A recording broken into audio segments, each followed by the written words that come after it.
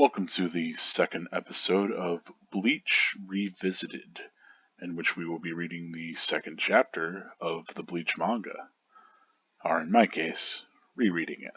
This is entirely unscripted. Let's go. What's going on, Ichigo? Ichigo, it hurts.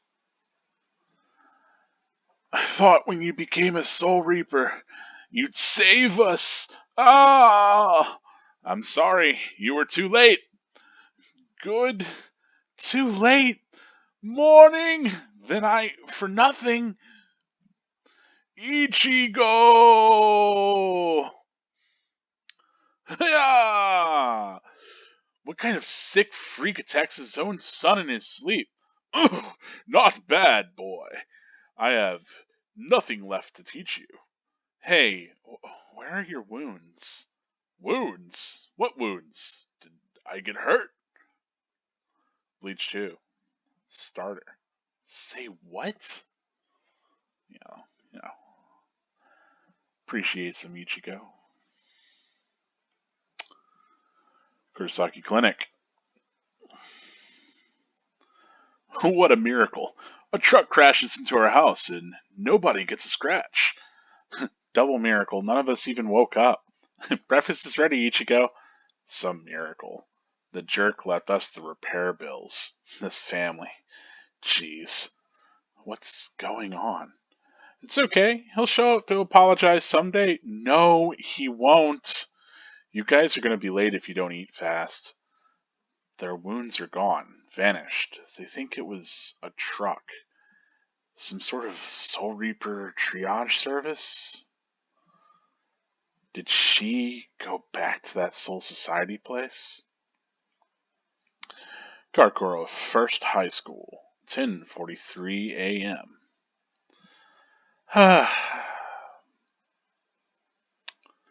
Hey, stop that. Don't waste your youth daydreaming. Tatsuki. Ichigo's late. Huh? Weren't you thinking about him? No. What's so great about him in Orihime? He's got tweaked out hair, he's rude, immature, short-tempered. A girl with boobs like yours could do a lot better. He's funny. Huh? When I think of Ichigo's scowling face, it was like this. It's hilarious. Okay. He may be absent today. Ichigo. Mizuru. How come? You usually come to school with Ichigo. Yeah, it was like this. I stopped by his place this morning and there was a big hole in his house. They said a truck plowed into it in the middle of the night. So his dad said. A truck? So? Is he hurt or maybe dead? Alive? Sorry to disappoint you. We all survived. Ichigo! Good morning. Right? You're happy as usual, Orihime. You're here. Weren't you fixing your house? Yeah. What's third period? Contemporary events. That's Miss Ochi. She won't ask annoying questions. Son of a... Are you Kurosaki? Nice to meet you. Oh, this is Rukiga Kuchiki. She started here yesterday. It's unusual time to transfer, but her family had to move. Why are you... What? Ichigo, I don't have any textbooks yet. Son of a... Do you mind sharing yours with me? Make a scene and you're so dead. What? Okay? Is she out of her mind? How far are we going? Such a secluded place. What's on your mind, big boy? Don't say stuff like that. It's disgusting. Disgusting? How rude. I spent the whole night learning colloquialisms. Not bad, eh? Shut up. Explain why you're here. Explain? That's right.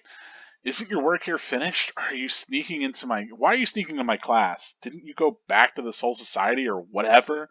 Shush. I had to be a Soul Reaper to return to the Soul Society. I can't go back. Huh? Why not? Because I lost all of my dark force. No, what? You lost your powers? What are they, socks? Where do they go? Inside you? Not in your body, but your soul. You've become a Soul Reaper. Last night, you stole all my powers from me. I can only do a few demonic spells now. And I have to rely on this Gigai. Gigai? A temporary body we Soul Reapers use in emergencies. Disempowered Soul Reapers inhabit Gigais until their powers return. What's a Gig thing? It looks human. It has to. I'd be easy prey for a hollow without my powers, so I had to disguise myself as a human. That's why the other kids could see her. So, what does a powerless Soul Reaper want with me? Here it is. The point. Until I regain my powers, you have to do the work of a Soul Reaper. Huh? What's the problem? You have the powers of a Soul Reaper now, and I'll help you. You have no choice. This really is all your fault. No way! Excuse me? I said no way. I don't want to face any more of those monsters. Wait a sec, you... Yesterday. I fought that thing yesterday to save my family. I'm not gonna go fight those things for total strangers. I'm not that self-sacrificing. Sorry to disappoint you. Very well. You leave me no choice. What are you... Whoa, dude, that's my soul. Hey, wake me up. You, come with me. You, just wait. It won't be long. What won't be long? It's already been 20 minutes. Do ghosts come to this park? Actually, one does. What's it like? A boy about 5 years old, about so tall. He likes to play in the park around noon. A friend? I saw him a couple of times, that's all. I've never even talked to him. So what's the big deal? Yumizawa Children's Park. 20 minutes. 12 p.m. Minus 15 minutes. Wow, what's this? An order from the Soul Society. 12 p.m. plus or minus 15 minutes. Within a 20-meter radius of Yumizawa Children's Park, a hollow will appear. Probably it will attack the child. Ah!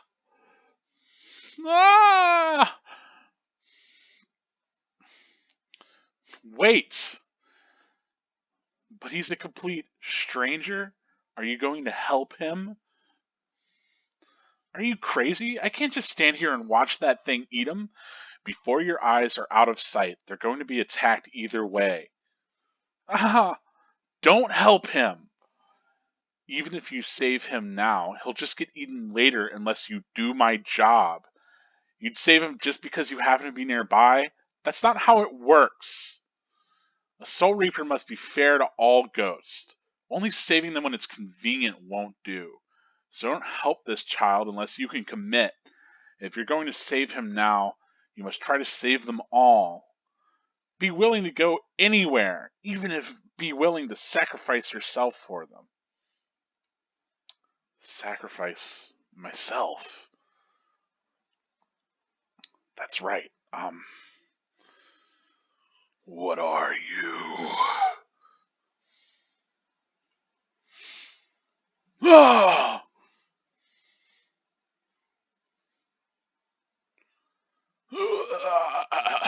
Ichigo, you made your decision? Will you shut up? I don't buy all this self-sacrifice and commitment crap. I helped him because I was here. So what are you going to do about it? What? What about you? You sacrificed yourself that night to save me. And that was that your duty as a Soul Reaper? Duty is no reason to sacrifice yourself. At least, not from me.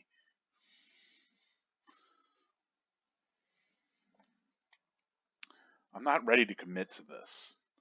I may just run next time stuff gets hectic. I can't promise I'll always be willing to sacrifice myself or my life for a stranger, but I know I owe you a large debt. I'm not a total scumbag. I'll help you out with this Soul Reaper job of yours, but I won't enjoy it. Alright, good luck then. Teacher! Strawberry passed out! What? Where? Ichigo isn't back yet. Math 1. How cliche. And that is Chapter 2 of Bleach. That was a cute little Orihime. Let's go back and, respond to it, analyze what's kind of going on here, figure it out, talk about it a little bit. So, 2 more pages back.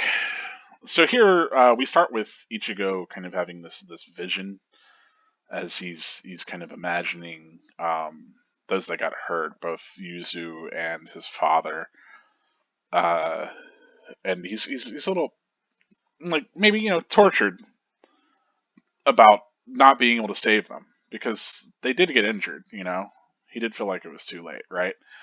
But then, of course, yet again, classic. I already set this up. We're building this anticipation. Here's some right to left red action as you turn the page, right?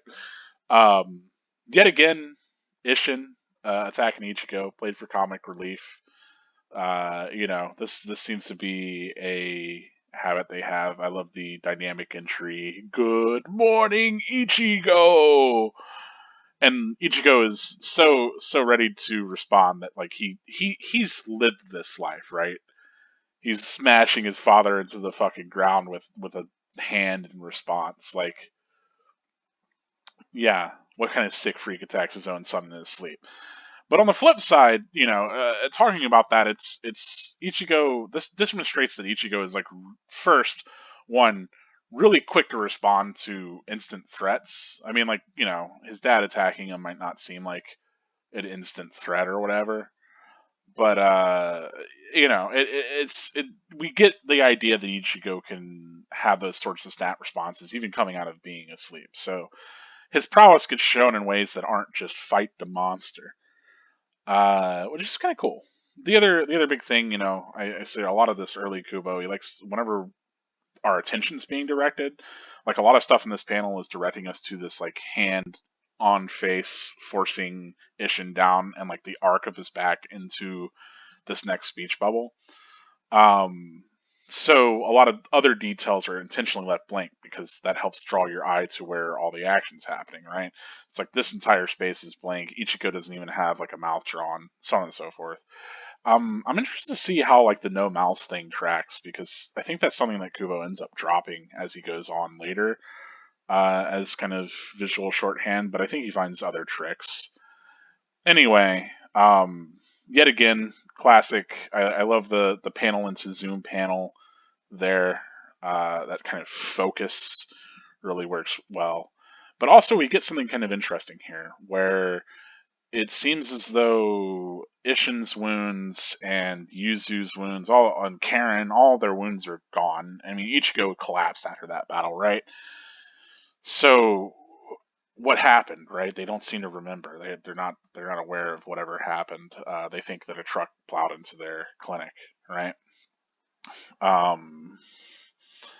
And yet again, I love you get these disparities where Ishin's gung ho about whatever's going on. He's all into it. He's the family man, loves construction. You got Yuzu who is still cooking and is just kind of like content with the situation. Then you have Karen who is a skeptic and pessimist. Which you often play optimist pessimist with these two, but I think they develop in kind of interesting ways beyond that. But here Ichigo realizes, and so do we, the jig's up. Like something happened with Rukia. He doesn't know where she went. He's thinking about it immediately. We hop over to school. If you wonder, why every school ever in manga and anime looks the same, it's because like there's only like 2 actually approved designs for public schools in Japan. And so every public school ever has to fit those designs and has to like for like the last like several decades. So if ever you're like, oh man, why is this all look the same? It's because yeah, it's a fairly small country and they got that standardized. And so much literary work focuses on like this high school nostalgia that you're going to see that as a setting constantly. So the familiarity of it being like a universal symbol, comes up a lot. School settings are pretty common anyway. Easy to miss, but here's our first showing of Orihime. She's in the window. She's got this encyclopedia of the stars. She's daydreaming more or less, thinking about Ichigo. And we also get to meet Tatsuki, who is another childhood friend, another cool female character that maybe doesn't get enough love in the long run, but for now she's here. I like this probably more accurate depiction of Kubo over here in the corner. But these characters are important because they have the window seat. That's also some usual manga shorthand. I like that here it gets established that like Orihime is supposed to have like some sort of sex appeal, right? And that why would anyone like Ichigo, right? And she's got like a cute like from the beginning a crush on him. But she thinks it's like funny whenever he scowls the way he does, and I like all the different ways that she imagines him as various goofy iterations of his face. It is pretty funny. So you know, Orihime being a big goof, kind of an airhead.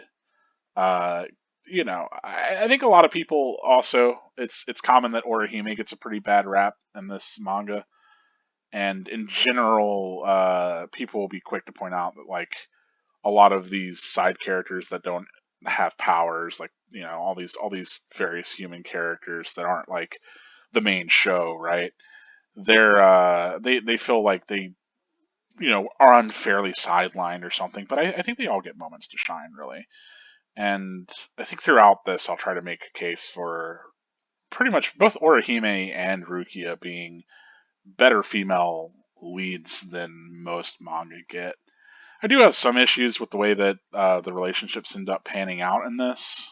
I mean, we'll get there when we get there. I don't want to spoil anything for anybody.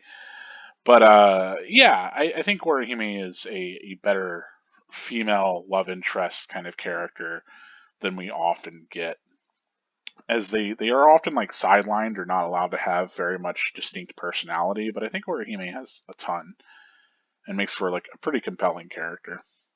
Also, introduce one of my favorite human characters in this series, Mizuhiro. Um, this guy's cool. I don't know. He just got like a chill attitude, you know. But yeah, we're establishing. I really like this that we're establishing. I mean, obviously it doesn't pass the Bechdel test, but we're establishing like these other characters that are Ichigo's friends. And part of the reason it doesn't pass the test is because it's not a story about them so much as the whole point of this plot beat, this moment, is that Ichigo is showing up late. You know, he usually comes to school with Mizero. So despite Ichigo being like a bit of a punk and sometimes showing up late to class, he's typically there on time. He usually shows up with this guy. He's friends with him. Tatsuki revealing that she maybe cares a little bit more about Ichigo than she let on earlier, calling him all sorts of names. I don't know what kind of BO1 no shirt, Bolo shirt. I don't know what reference that is. Maybe Bleach something. I'm not aware.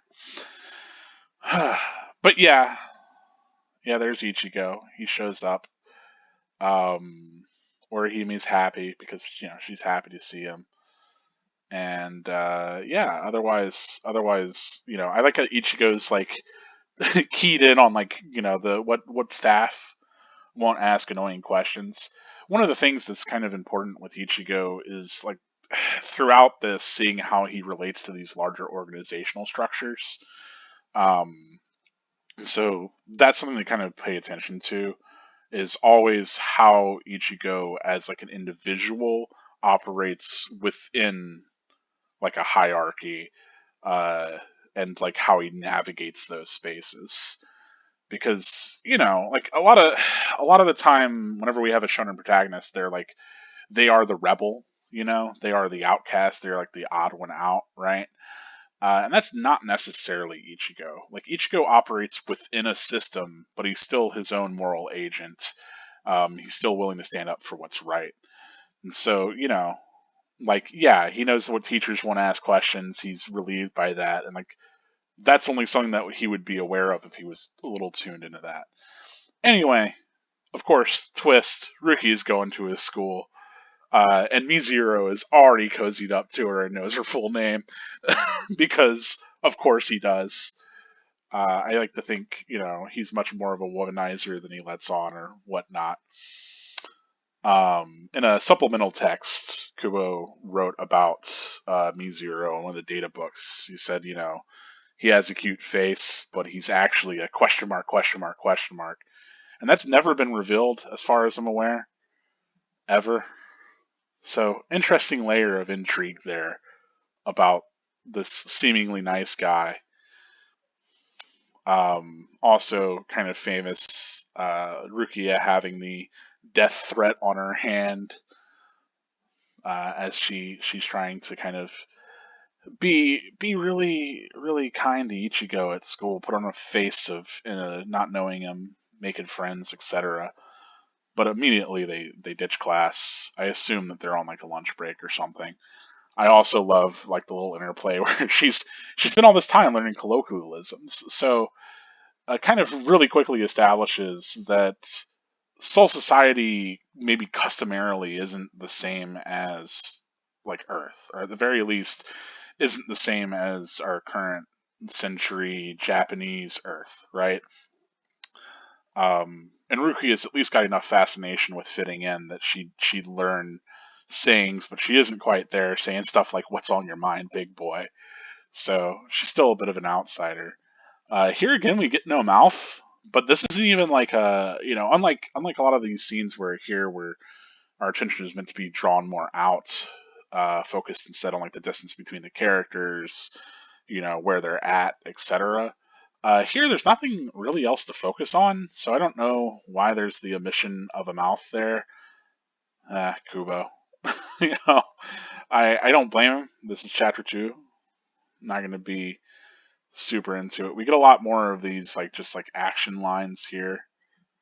You could feel that a lot of work maybe went into the first chapter. The second's not as focused, as it's more narrative cleanup. A lot of explanation for things, but there are some cool things that end up happening in this chapter, so we'll get over to them. Dark Force, yet again, weird translation. Also, I'm used to Rukia being depicted more like this, with more of like a rounded kind of head shape, bob hair, the hair not seeming that long, like kind of cut off at the shoulder, rather than extra long in the back, as she was in the previous chapter. But yeah, we get the reveal that everything that happened the previous night did happen. It wasn't just a dream or whatever. She can still do demonic spells. They really dropped that demon angle later. I don't know. I don't think it's an accurate translation, maybe, and that's why they changed it. They aren't demons. They're doing spirit magic. It's not. It's more like souls and spirits rather than demons, right? But whoever was translating at this point, maybe they didn't have those sorts of insights. Opted for something that might have been more literal than more of an actual accurate translation. But anyway, here we get introduced to the concept of Gigai. So the idea is that Soul Reapers can use temporary bodies to seem as though they're human, to fit into human society. So, kind of like a Men in Black situation, maybe. Except instead of like a suit and sunglasses. They are still... Clearly, Rukia has probably had a hand in dispelling the memory of Ichigo's family. Obviously, there's some cover-up there. on the tier of something like Men in Black. But also they have these bodies that are, bodies that they can just use themselves, just jump into. And so there's a couple of interesting things here that are important that are easy to overlook. Like, the Gigai is a temporary body, and that it exists to fool hollows as a disguise as a regular human. That it's like mostly meant for emergencies. But I think I want to like highlight as much as I can that Soul Society is not a highly moral like place, right? Like they essentially have corpses that they can hop into if they need to, more or less, or I guess artificial bodies, which is kind of weird, kind of wild. I don't know. Bothers me a little bit. It'll get weirder. But yes, she pawns off her duty of being a Soul Reaper over to Ichigo, and he doesn't want that. He's not what he signed up for. Ichigo just did that fighting the other day because he wanted to save people that he cared about. Like he cares about people that he has a connection to. He doesn't care about like the starving children in Ethiopia, right? He's not gonna act like Ichigo's not like somebody that's gonna put on a false face. He's not gonna pretend to care about something that he can't reasonably affect. But Rukia insists that no, it's his duty, that he has this power. He has to then hold that responsibility of saving all souls. It's kind of interesting. She talks about these, uses the colloquialisms and stuff, but she also gets her assignments on cell phone. Cute note. And yeah, here we have the second hollow to show up. I do not remember this guy's name off the top of my head. He's a cool spider guy. If you remember it, make sure to let me know in the comments. I'll pin a comment with his name or something. Maybe I'll just look it up. But yeah, here Rukia stops Ichigo because this kid's, basically a stranger. Why should he help this kid? Doesn't that go against Ichigo's code, right? And she kind of berates him. She says, she establishes, like, okay, well, if you're going to do, like, you have these powers, you're going to do this job. If you just half-ass it, like, people are going to die, right? That you can't just do it as it's convenient to you, and it makes sense, right? You should strive to help as many people as you can. That just kind of half-assing it isn't enough. That you have to be willing to sacrifice yourself for this cause. And Ichigo reflects on like sacrificing himself and how Rukia basically sacrificed herself for him. And he decides to jump in. Interesting here, the hollow actually speaks with the previous hollow that we had. I'm pretty sure, yeah. What are you? I'm almost certain it's this skittery boy that we have questioning that. We don't get a lot of hollow speech earlier, right? Like Fishbone D had a few lines, but they were kind of monstrous and it didn't seem like it was this conscious speaking being. But this one seems a little bit more conscious and capable of speech. It also notices him, flips over, and then immediately, yeah, Ichigo just cuts one of its limbs off and sends it flying. So establishing again right to left action on a page turn. I don't know how many times I'll point that out. I like the spirit kid getting really surprised by Ichigo being really insistent. But yeah, I love also Ichigo's sword being bigger than he is here. Taller, at least. But yeah, that ultimately Ichigo refuses that. He doesn't buy all the self-sacrifice and commitment, that he puts it back on Rukia. He's like, hey, look, you sacrificed yourself to save me, and that wasn't out of your duty or anything like that. That was just because you saw that I was a person in need, and you jumped in the way because you thought you could do something, right? Love the stab into this fella's face. Also, great panel as it crashes to the ground, blood everywhere. But yeah, I think Ichigo has like a pretty realistic kind of take on this. That like he can't adhere or he doesn't want to adhere. Like I just said before, whenever I was saying Ichigo doesn't care about these things that he can't reasonably affect. He also doesn't want to adhere to some moral, like some not moral code, but some sort of like societal code. Like, hey, you're a Soul Reaper, and so therefore you have to try to save everyone's life. Like he doesn't think that that's reasonable or that's a reasonable expectation. Like he rationalizes, yeah, he might run away. Like he can't always risk his life for a stranger, but like he's not a piece of shit. He's gonna try. It's just that like he's not gonna hold himself to that standard. And moreover, Rukia didn't hold herself to that standard because if she was doing her job, she wouldn't be like if her job as she outlined it, right, was guide holes to Soul Society through Kanso, vanquish hollows. That's exactly how she put it. Then what's she doing getting all distracted, doing all this maneuvers to save Ichigo and his family? Like jumping in the way of harm several times, making sure they're safe instead of just focusing on eradicating the hollow, even going so far as to give her powers to Ichigo so that he could defeat the hollow in her stead. Like all of that seems like it breaks away from that strict code that she was adhering to. And so Ichigo's right to call that out, that like her behavior was morally, determined by her connection that she had with these people, rather than like, oh, I'm doing this for the greater good or for like because it's the Shinigami way or whatever, right? And I think that's important that Ichigo insists on his individuality. That yeah, he'll do this job as a Soul Reaper, but he's going to do it his way. Um, and that's pretty important. And that he's helping Ruki out because he has like a debt to her. He's not doing it because it's his duty or because like he has some higher destiny calling. He does like helping people out that he has a connection to. And in this way, he's helping Rukia out. He's paying off this debt that he feels that he has to her.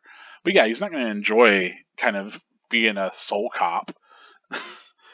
But yeah, I like that we get the flip back to Ichigo being passed out. Pretty good stuff.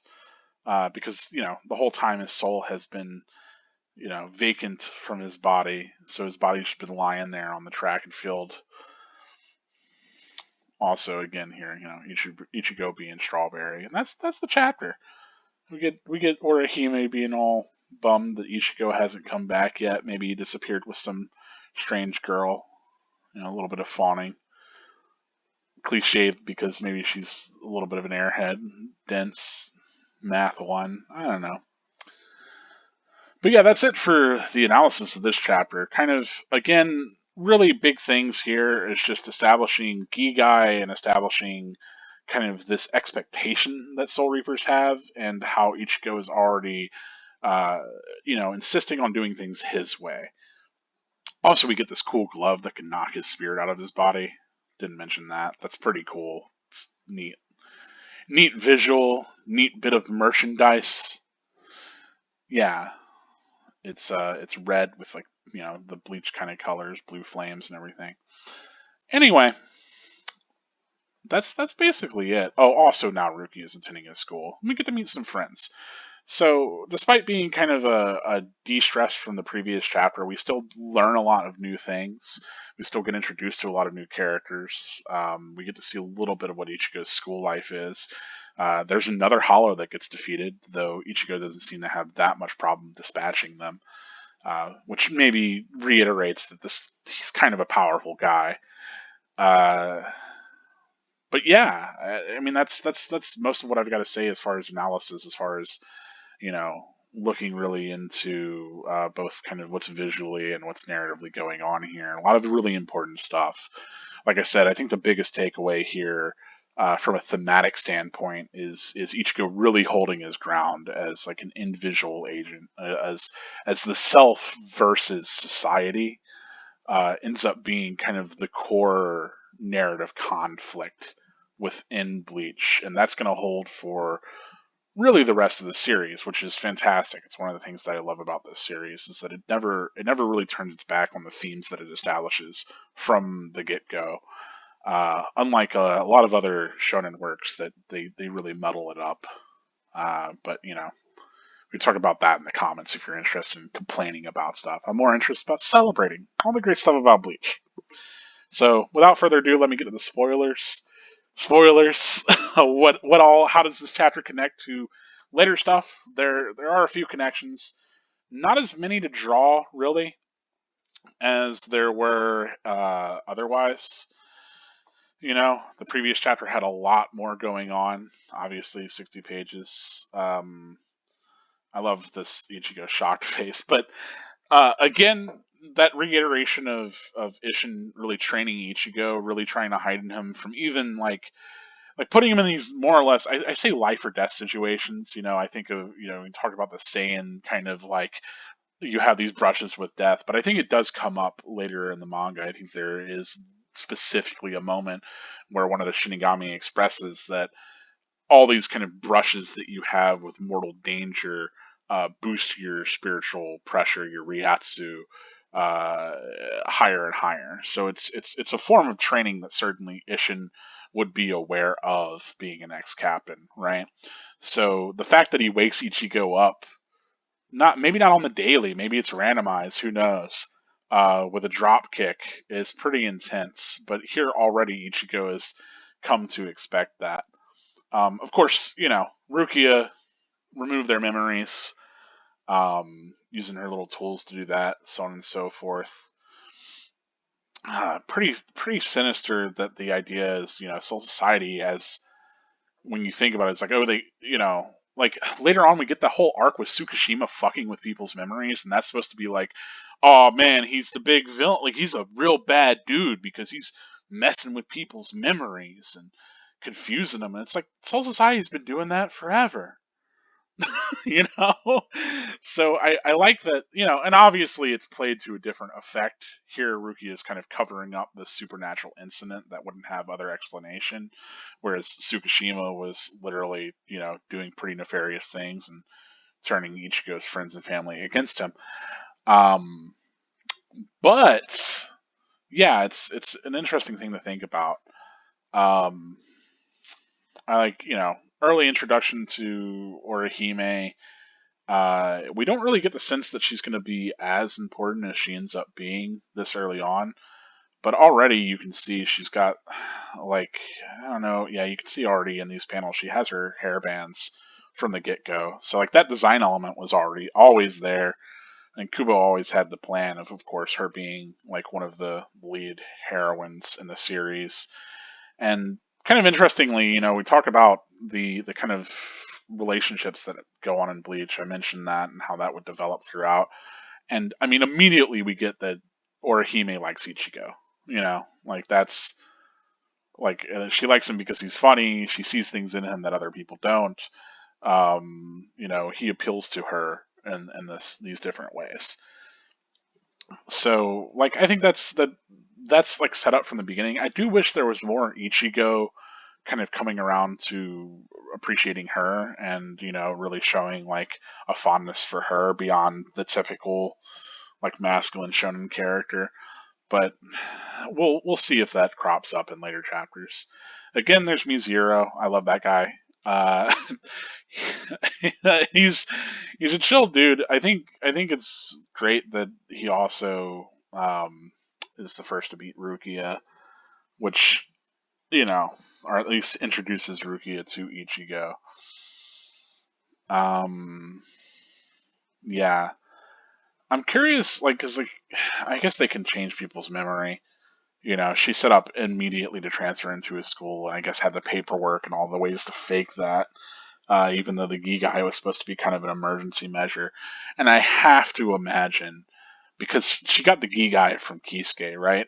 I'm almost positive Urahara had all this set up and was 100% like, oh yeah, this is gonna happen. She's gonna show up. She's gonna be. I'm gonna provide her with a Gigai. She's gonna end up having this kind of relationship with Urahara, with Kurosaki. I ought as well. Make sure that her and Ichigo kind of bond, right? I'll set her up to be in the same school and class as him, even. So it's maybe sinister because I mean you gotta wonder like how she got all these papers, how she got all this like, and it's almost certainly so backgrounded you wouldn't even think about it. But basically, here Urahara is playing matchmaker to ensure that like the two of them can have closer interaction. Pretty sneaky, pretty sneaky. I like that we get a little bit of the anachronism here. I kind of alluded towards that whenever I was doing my analysis. That despite her having a phone, she doesn't know like the sayings and things of this current century because Soul Society is like literally a different realm. And of course, like they find those things to be a little hip, even if they don't enjoy them. So it's interesting. Dark Force again. I'm glad, like the whole Dark Force demonic spells thing feels like such a strange translation with how we're just using the Japanese terms now, uh, rather than like these like weird literal translations. Um, Also, her insistence that he stole all of her powers. Obviously took them all instead of just the half that she intended to impart upon him, which yet again imparting powers would come up later. A lot of people like to kind of highlight it as an ass pull, despite it being literally the beginning of Bleach. Like, hey, we can give people powers if we stab them. We can infuse powers into a person. So whenever it happens later, people are like, "Oh man, that seems like BS." And it's like, like yeah, maybe it's a bit contrived, but also, uh, and we could talk about that more whenever we get to those chapters, years from now.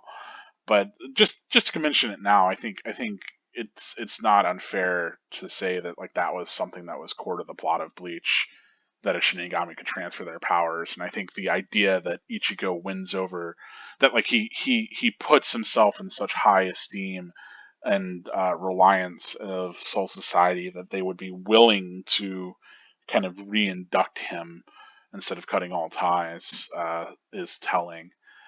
Though at that point, it's also arguable that they're just doing it because they need somebody to be a quick Soul King replacement, and he's the best candidate they got. So, who knows? Anyway, yeah. Otherwise, talked a lot about this, a lot about how this is kind of an important thematic beat, and it really is because it really establishes that Ichigo is not going to adhere to Soul Society's bullshit, and that Rukia already hasn't. Like this is like low key, like hey, Rukia has done a crime, um, and with the mention of unauthorized execution in the previous chapter, we already have all the highlights for an execution to be authorized, that there are very specific codes, and that Rukia has definitely broken the rules of what it means to be a Soul Reaper. So it's kind of neat that that all gets set up in chapter 1 and 2. I don't think a lot of people tend to actually make that connection, but it's all there, and I think that's fantastic stuff. Um, you talk as much about how like it feels like a kind of dramatic swing into the next act, and it is. It's good. I don't think a lot of people say it's an ass pull or anything like that. That it's out of nowhere. Though people will claim that about every witch thing in Bleach, that it's some Deus Ex Machina or plot contrivance or whatever. I think those people are typically not really like reading Bleach as thoroughly. This is a kind of weekly speed reader, and I mean like not to say that there aren't and absolutely those sorts of moments, but I don't think that they're as far flung and as numerous as people say they are. Still don't remember this guy's name. I think it's cool that they immediately established that there are different hollow types. This hollow having sentience and talking, I guess hollows do talk. I just never associate that with them. I thought that was more of like the Inarankar thing, right? Having more like actual consciousness and not being more bestial. But I suppose a lot of the hollows talk. I mean, Asterwire for sure talks, and obviously Grand Fisher does. But those always felt like special cases to me. I don't really remember ones like Bulbous G or Fishbone D having a lot of dialogue. But this guy got a line. I just love this kid spirit. Um, Yeah, and I think that's basically the big of it. I think the whole the another interesting bit that I'm not too sure about is like, oh yeah, and here's kind of set up for why we have Cone later. I mean, it's minor, but yeah, obviously something needs to be done about if Ichigo's going to be doing this job. What's going to be dealing like how's he going to get out of his classes? How's he going to deal with his body being unconscious, right? And as we know, they have the mod soul answer for that.